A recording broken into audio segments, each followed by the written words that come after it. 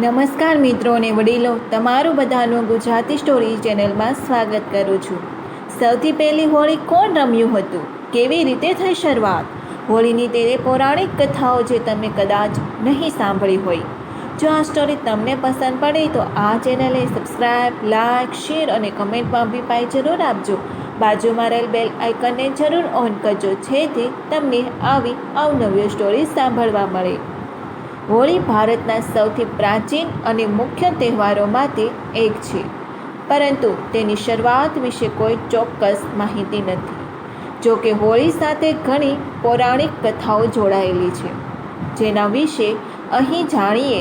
હોળીનું નામ સાંભળતા જ આપણા મનમાં રંગ, ઉમંગ અને વાનગીઓની સુગંધ આવી જાય છે. તે ભારતના સૌથી પ્રાચીન અને મુખ્ય તહેવારોમાંથી એક છે, પરંતુ તેની શરૂઆત વિશે કોઈ ચોક્કસ માહિતી નથી. જો કે હોળી સાથે ઘણી પૌરાણિક કથાઓ જોડાયેલી છે. આમાં સૌથી વધુ પ્રસિદ્ધ હિરણ્યકશ્યપ અને પ્રહલાદની કથા છે, પરંતુ આ સિવાય રાધાકૃષ્ણ, શિવ પાર્વતી, કામદેવ અને રાક્ષસી ધુંધીને લગતી કથાઓ પણ પ્રચલિત છે. આવી સ્થિતિમાં ચાલો આ કહાનીઓને વિગતવાર જાણીએ. સૌપ્રથમ હિરણ્યકશ્યપ અને પ્રહલાદની વાર્તા જાણીએ. હોળી સાથે જોડાયેલી આ કથા સૌથી વધુ લોકપ્રિય છે. હિરણ્યકશ્યપ નામનો રાક્ષસોનો રાજા હતો. તેઓ ભગવાન વિષ્ણુને પોતાના શત્રુ માનતા હતા. રાક્ષસ રાજાએ તેના રાજ્યમાં ભગવાન વિષ્ણુની પૂજા પર પ્રતિબંધ મૂક્યો હતો, પરંતુ હિરણ્યકશ્યપનો પુત્ર પ્રહલાદ વિષ્ણુ ભક્ત હતો. તેણે પોતાના પુત્ર પર ઘણી વખત અત્યાચાર ગુજાર્યો હતો. હિરણ્યકશ્યપે પ્રહલાદને પર્વત પરથી નીચે પછાડ્યો, હાથીના પગથી કચડી નાખ્યો, પરંતુ તે બચી ગયો અને ભગવાન વિષ્ણુની પૂજા કરતો રહ્યો.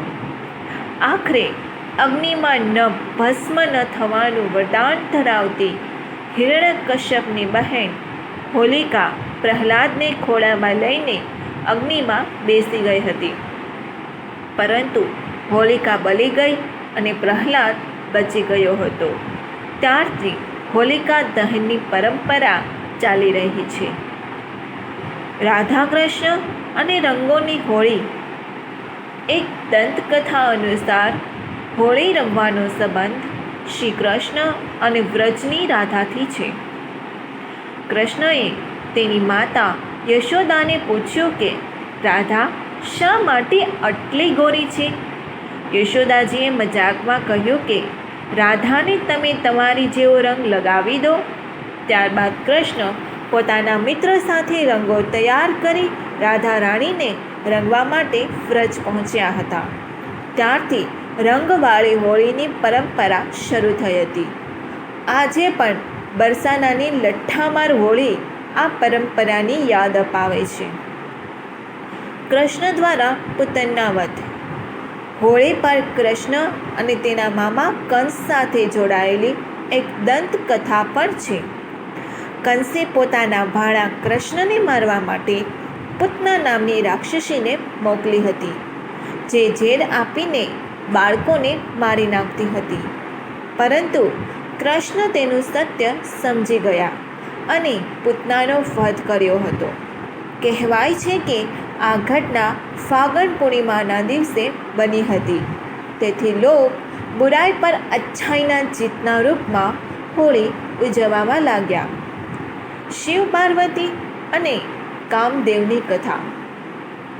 એક દંતકથા અનુસાર વિશ્વની પ્રથમ હોળી ભગવાન શિવ દ્વારા રમવામાં આવી હતી.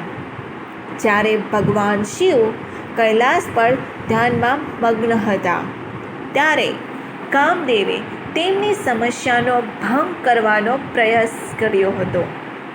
શિવ ક્રોધિત થઈ ગયા અને કામદેવને ભસ્મ કરી દીધા હતા, જેનાથી તેમની પત્ની રતિ ઉદાસ થઈ ગઈ.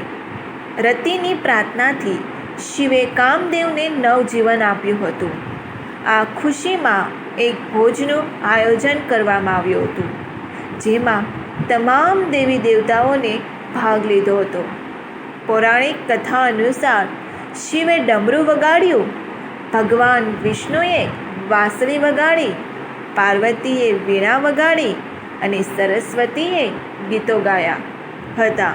આ ખુશીમાં ફાગણ પૂર્ણિમાના દિવસે આ તહેવાર ઉજવવામાં આવ્યો હતો, જેને પાછળથી હોળીના રૂપમાં ઉજવવામાં આવ્યો હતો. રાક્ષસી ધુંધીની કહાની. રાજા પૃથુના સમયમાં ધુંધી નામની રાક્ષસી બાળકોને ખાઈ જતી હતી. તેને કોઈ શકતું ન હતું, પરંતુ તે બાળકોની શરારતથી બચી શકતી ન હતી. આથી ફાગણ પૂર્ણિમાના દિવસે બાળકોએ અગ્નિ પ્રગટાવી ધુંધી પર કાદવ ઉછાળીને અવાજ કર્યો હતો, જેના કારણે તે નગરમાંથી ભાગી ગઈ હતી. ત્યારથી હોલિકા દહન અને ધૂળી વંદનથી પરંપરા શરૂ થઈ હતી.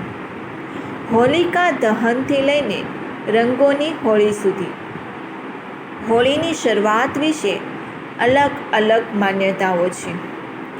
એવું માનવામાં આવે છે કે બરસાનામાં રાધા કૃષ્ણના પ્રેમ અને ખેલથી હોળીનું રૂપ બન્યું. ધીરે ધીરે આ તહેવાર આખા દેશમાં ફેલાઈ ગયો હતો. જો તમને આ સ્ટોરી પસંદ પડી હોય તો દરેક લોકો જોડે શેર કરજો. આવી સ્ટોરી સાંભળવા માટે આ ચેનલને સબસ્ક્રાઈબ, લાઇક, શેર અને કમેન્ટમાં અભિપ્રાય જરૂર આપજો. સાંભળવા માટે તમારા બધાનો ખૂબ ખૂબ આભાર વ્યક્ત કરું છું.